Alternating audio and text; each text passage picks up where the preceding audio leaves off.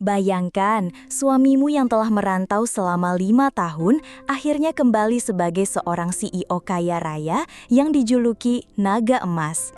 Namun, ia menyamar sebagai orang lain dan menciptakan sebuah proyek properti raksasa hanya untuk menguji kesetiaanmu.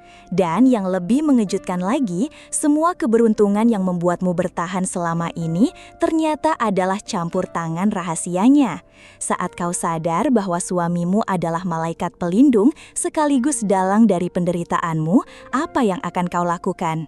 Sebelum kita ungkap semua sandiwara dan cinta sejati di baliknya, pastikan kalian sudah tekan tombol like, share, dan subscribe channel Dracin. Dan jangan kemana-mana, tonton sampai akhir karena janji sang naga emas ini lebih rumit dari yang kalian duga. Di bawah naungan pohon beringin tua yang menjadi saksi bisu bagi generasi-generasi di desa mereka, Rina menggenggam erat tangan Bima. Tangan yang kasar karena kerja keras, namun selalu terasa hangat dan aman. Sore itu, angin berhembus pelan, membawa aroma tanah basah setelah hujan, seolah ikut merasakan kesedihan dari perpisahan mereka. Bima, suaminya, pria yang ia cintai dengan segenap jiwa, akan pergi. Merantau ke ibu kota, sebuah dunia gemerlap yang terasa begitu jauh dan asing. "Aku tidak bisa membiarkanmu terus seperti ini, Rin," bisik Bima. Suaranya serak menahan emosi. Matanya menatap gubuk kecil mereka di kejauhan, lalu kembali menatap wajah Rina yang basah oleh air mata. "Aku tidak bisa melihatmu bekerja dari fajar hingga senja hanya untuk sesuap nasi. Aku adalah suamimu. Tugasku adalah membahagiakanmu." Rina menggeleng pelan. "Aku sudah bahagia, Mas. Aku bahagia bersamamu." Bima tersenyum pahit. "Kebahagiaan tidak bisa membayar hutang kita di warung Pak Haji atau membeli obat untuk ibumu." Ia mengeratkan genggamannya. "Aku harus pergi. Aku harus mencari peruntungan. Aku berjanji, ini tidak akan lama." Ia menatap Rina dengan tatapan yang berkilat penuh tekad. "Aku akan kembali untukmu. Saat aku kembali, aku akan menjadi naga emas yang bisa membawamu terbang. Aku bersumpah." Naga emas, sebuah metafora yang sering mereka dengar dalam dongeng-dongeng masa kecil. Simbol dari kekuatan, kemakmuran, dan kesuksesan. Rina memeluk suaminya dengan erat, mencoba menyimpan aroma tubuhnya, mencoba mengukir setiap detil wajahnya dalam ingatan. Perpisahan ini terasa seperti sebuah luka menganga di hatinya. Namun, melihat api di mata Bima, ia tahu ia tidak bisa menahannya. "Aku akan menunggumu," bisik Rina di dada Bima. "Tidak peduli berapa lama, aku akan selalu di sini, menunggumu pulang." Janji itu terucap, disegel oleh air mata dan harapan, di bawah pohon beringin tua yang menjadi saksi bisu dari cinta mereka yang sederhana. 5 tahun adalah waktu yang panjang, cukup panjang untuk mengubah seorang gadis menjadi wanita, dan sebuah janji menjadi kenangan yang samar. Namun bagi Rina, 5 tahun terasa seperti satu hari yang tak berkesudahan, dipenuhi oleh penantian. Setelah Bima pergi, Rina tidak menyerah pada nasib. Ia mengubah gubuk kecil mereka menjadi sebuah warung makan sederhana, menggunakan resep-resep warisan ibunya. Warung kenangan, begitu ia menamainya. Awalnya semuanya terasa sangat sulit, namun keajaiban-keajaiban kecil seolah selalu datang di saat yang tepat. Saat ia hampir kehabisan modal, seorang dermawan anonim tiba-tiba memberikan sumbangan ke yayasan desa, dan Rina mendapatkan bantuan usaha kecil. Saat sekelompok preman pasar mencoba memalaknya, entah bagaimana mereka semua ditangkap polisi keesokan harinya karena kasus lain. Setiap kali ia merasa akan jatuh, selalu ada tangan tak terlihat yang menopangnya. Rina menganggapnya sebagai berkah dari Yang Maha Kuasa, sebuah imbalan atas kesabarannya. Warung kenangan perlahan menjadi terkenal. Masakannya yang lezat dan tulus menarik banyak pelanggan, bahkan dari kota sebelah. Namun hati Rina tetap terasa sepi. Tidak ada kabar sama sekali dari Bima. Ia sering mendengar kabar angin dari para pelanggannya tentang seorang naga emas baru di dunia bisnis ibu kota. Seorang CEO muda misterius yang membangun kerajaan bisnisnya dari nol dalam waktu singkat, terkenal jenius dan kejam. Rina hanya tersenyum mendengarnya. naga emas. Nama itu terasa seperti gema dari dunia lain. Tentu saja itu bukan Bimanya. Bimanya adalah pria yang hangat dan lembut, bukan seorang CEO kejam. Ia terus menunggu, memegang teguh janjinya di bawah pohon beringin, menolak setiap lamaran dari pria-pria di desanya. Suatu pagi yang cerah, ketenangan desa mereka terusik. Sebuah iring-iringan mobil sedan hitam mewah yang mengilap masuk ke jalanan desa yang berdebu, berhenti tepat di depan warung kenangan. Pintu mobil utama terbuka dan seorang pria melangkah keluar. Pria itu sangat tampan, dengan setelan jas mahal yang terlihat kontras dengan lingkungan sekitarnya. Auranya memancarkan kekuasaan yang membuat para penduduk desa yang penasaran langsung terdiam. Di belakangnya, beberapa asisten berjas mengikuti dengan sigap. Pria itu adalah Tuan Baskara, sang naga emas dari ibu kota. Rombongannya datang untuk melakukan survei. Perusahaannya, Baskara Corp, berencana untuk membeli seluruh blok tanah di area itu untuk membangun sebuah resort mewah bintang 5. Sebuah proyek raksasa yang akan mengubah wajah desa selamanya. Dan warung kenangan berdiri tepat di tengah-tengah lokasi yang mereka inginkan. Rina yang sedang melayani pelanggan keluar saat mendengar keributan. Matanya bertemu dengan mata Tuan Baskara. Jantungnya berdebar kencang. Ada sesuatu yang sangat familiar pada tatapan pria itu. Namun, tatapan itu begitu dingin, begitu berjarak, seolah menatapnya seperti menatap sebutir debu. Seorang asisten mendekati Rina. "Nona, pemilik warung ini," tanyanya sopan. "Perusahaan kami tertarik untuk membeli properti Anda. Kami akan memberikan penawaran ganti rugi yang sangat murah hati." Rina menatap Tuan Baskara yang hanya berdiri diam mengamati tanpa sepatah kata. "Warung ini tidak dijual," jawab Rina dengan suara yang lebih mantap dari yang ia duga. Sang asisten tampak terkejut. Tuan Baskara hanya mengangkat alisnya sedikit, sebuah reaksi minimal yang entah kenapa terasa sangat merendahkan. Ia kemudian berbalik dan masuk kembali ke mobilnya, meninggalkan Rina dengan perasaan campur aduk antara amarah dan getaran aneh yang tak bisa ia jelaskan. Pertempuran untuk mempertahankan kenangannya baru saja dimulai. Penolakan Rina ternyata menjadi buah bibir. Tidak ada yang pernah berani menolak tawaran dari Baskara Corp. Beberapa hari kemudian, seorang manajer dari perusahaan itu datang dengan sebuah proposal resmi. Angka yang tertera di dalamnya membuat Rina terkesiap. Jumlah uang itu cukup untuk membeli 10 warung seperti miliknya, bahkan cukup untuk membangun rumah mewah di kota. "Tuan Baskara sangat memahami nilai sentimental tempat ini, Nona Rina," kata sang manajer dengan senyum yang dipaksakan. "Karena itu, beliau memberikan penawaran di atas harga pasar. Ini adalah kesempatan sekali seumur hidup." Rina menatap proposal itu, lalu menatap sekeliling warungnya.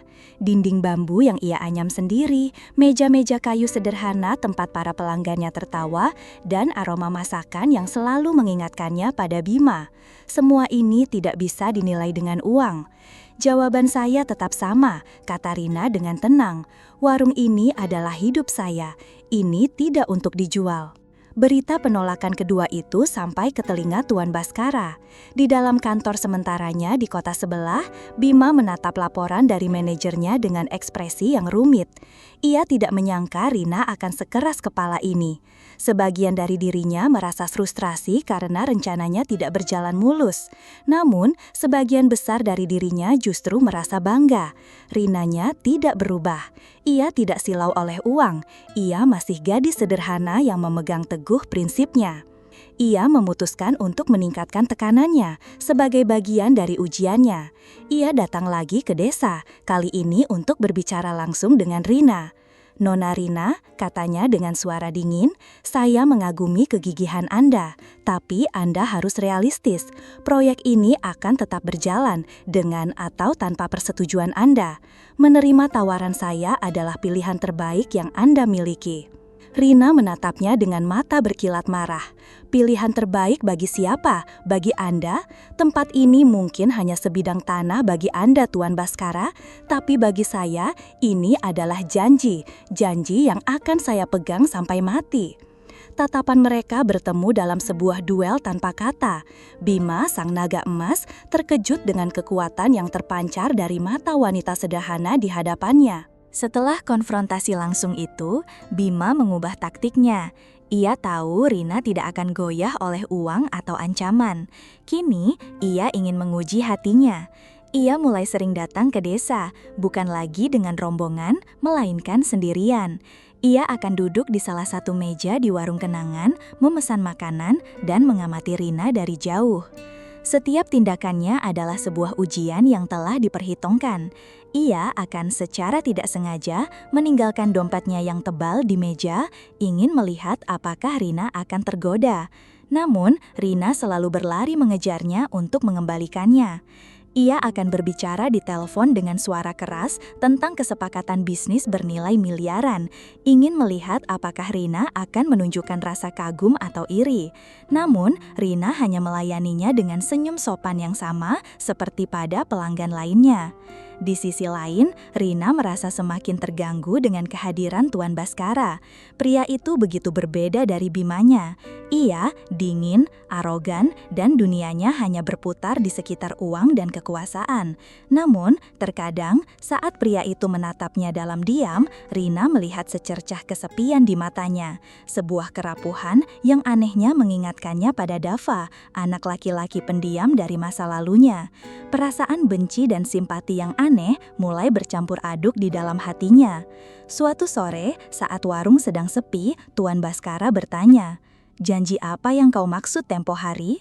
Rina terdiam sejenak, ragu untuk berbagi kenangan pribadinya dengan musuhnya. Namun, entah kenapa, ia menjawab, "Janji pada suami saya," katanya pelan. "Dia pergi merantau 5 tahun yang lalu. Dia berjanji akan kembali, dan saya berjanji akan menunggunya di sini, di rumah kami." Bima, di balik topeng Baskaranya, merasakan sebuah pukulan telak di hatinya. Jadi, Rina masih menunggunya. Ia masih memegang teguh janji mereka.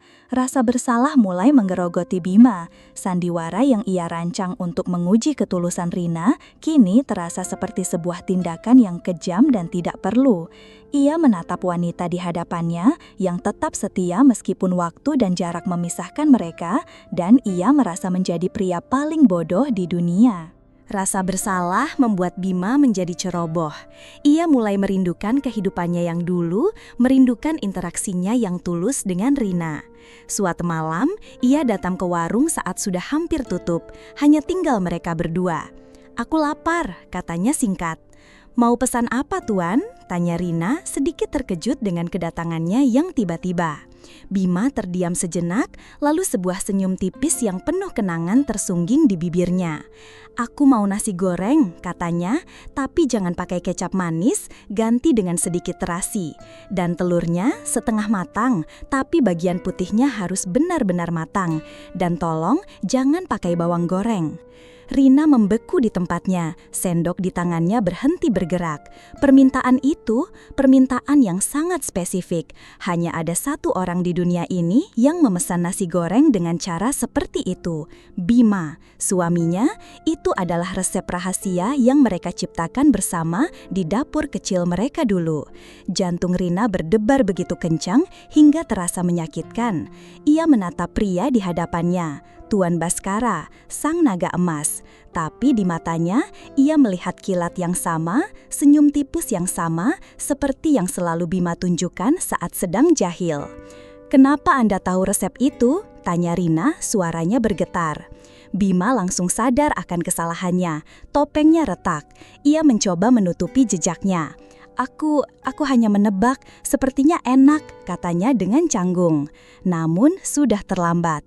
Rina terus menatapnya. Matanya yang biasanya hangat kini menyipit, penuh dengan kecurigaan yang luar biasa. Ia melihat cara pria itu duduk, cara ia mengetukkan jarinya di meja saat sedang berpikir. Semua detail kecil yang selama ini ia abaikan, kini berteriak di dalam benaknya. Sebuah ide yang paling gila, paling mustahil, mulai terbentuk. Mungkinkah? Tidak mungkin. Tapi bagaimana jika? Kecurigaan itu tidak bisa lagi Rina tepis.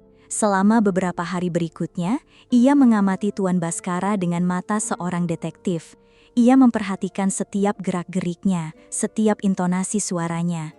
Dan semakin ia memperhatikan, semakin ia yakin pria itu adalah Bima. Tapi bagaimana? Mengapa? Malam itu, ia memutuskan untuk mengkonfrontasinya. Ia menunggu hingga Tuan Baskara datang ke warungnya. Bima, panggilnya pelan saat pria itu duduk. Pria itu tertegun sejenak sebelum akhirnya menghela nafas panjang, sebuah helaan nafas yang syarat akan kelelahan. Ia tidak lagi menyangkal. "Bagaimana kau tahu?" tanyanya pelan. "Nasi goreng," jawab Rina singkat, "dan hatiku." Amarah, kelegaan, dan rasa sakit bercampur aduk di dalam dirinya. "Kenapa, Mas? Kenapa kau melakukan semua ini?" Bima, yang kini benar-benar menjadi dirinya sendiri, menatap Rina dengan tatapan penuh penyesalan. Ia menceritakan segalanya, tentang kesuksesannya yang luar biasa, yang justru membuatnya semakin sepi dan paranoid, tentang ketakutannya bahwa Rina mungkin telah berubah, bahwa Rina mungkin hanya akan mencintainya karena hartanya. "Aku harus tahu, Rin," katanya. "Aku harus tahu apakah kau masih Rina yang sama dengan yang kutinggalkan. Jadi, aku menciptakan Baskara. Aku menciptakan proyek resort ini. Semua hanya untuk mengujimu." Pengakuan itu menyakitkan. Jadi, semua perjuangannya mempertahankan warung, semua tekanan yang ia rasakan hanyalah bagian dari sebuah ujian. "Jadi, semua keajaiban yang kualami selama ini," tanya Rina dengan sinis, "itu juga bagian dari ujianmu?" Saat itulah Bima mengungkapkan rahasia terbesarnya.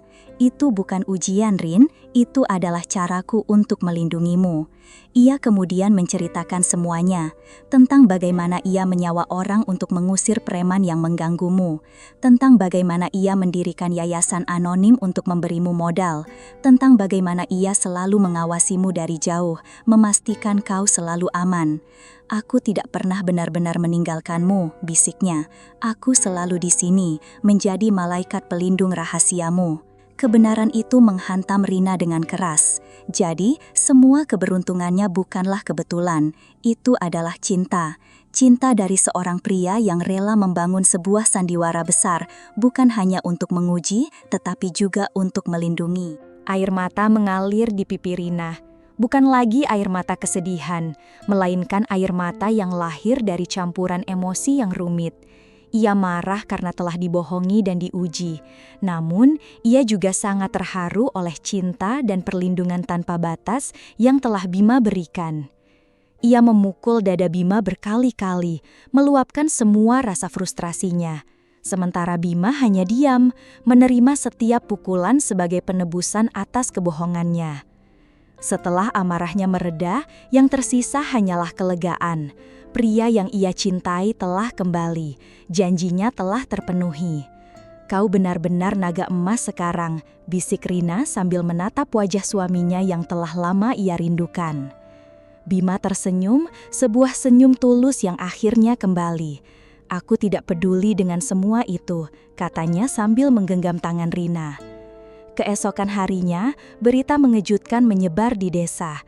Proyek resort mewah Baskara Corp dibatalkan. Tuan Baskara yang misterius menghilang begitu saja. Namun, ada satu perubahan lain. Warung Kenangan kini memiliki seorang juru masak baru. Seorang pria tampan yang memasak nasi goreng paling enak di dunia. Dan selalu menatap pemilik warung dengan tatapan penuh cinta. Beberapa minggu kemudian, Bima membawa Rina ke puncak sebuah bukit yang menghadap ke desa mereka. Di sana, di atas tanah milik mereka, sebuah rumah baru yang indah sedang dibangun. Bukan sebuah istana yang megah, melainkan sebuah rumah yang hangat dan nyaman, dengan sebuah dapur besar dan taman bunga yang luas. "Aku berjanji akan menjadi naga emas yang bisa membawamu terbang," kata Bima sambil memeluk Rina dari belakang. "Tapi aku sadar, kebahagiaan sejati bukanlah tentang terbang tinggi di atas awan, melainkan tentang memiliki tempat yang hangat untuk pulang."